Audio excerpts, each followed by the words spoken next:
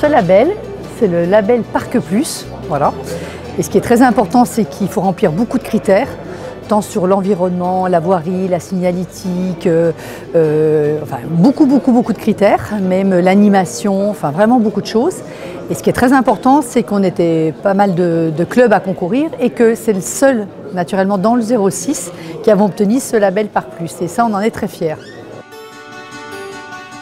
On a réellement besoin, pour pouvoir aboutir dans les projets aujourd'hui, d'avoir de l'engagement, et de l'engagement de toutes les parties prenantes.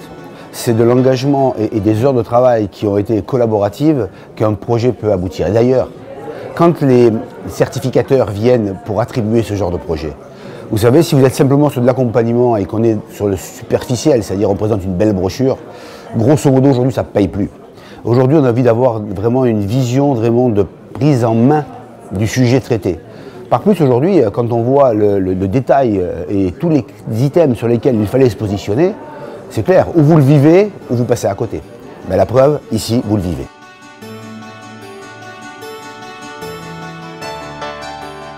C'est le seul parc des Alpes-Maritimes qui aujourd'hui obtient ce label, qui peut l'afficher fièrement.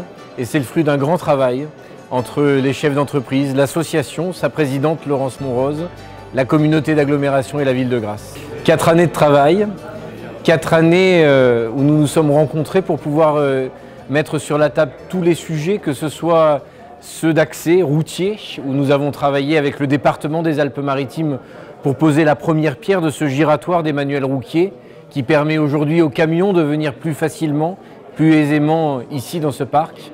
Ça a été le travail de l'autoroute de l'information pour que la fibre soit ici présente et que les entreprises puissent travailler avec un débit suffisant.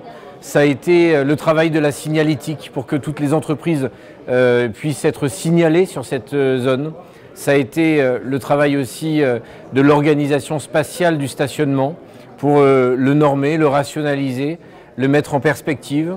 Ça a été aussi la volonté de travailler à livre ouvert avec la municipalité sur les notions d'urbanisme et de PLU et permettre sur ce territoire à des entreprises de se développer pour pas qu'elles partent dans d'autres territoires. Et nous avons voulu un territoire attractif. Nous avons voulu un territoire qui dise bienvenue aux chefs d'entreprise, bienvenue au développement économique sur ce territoire.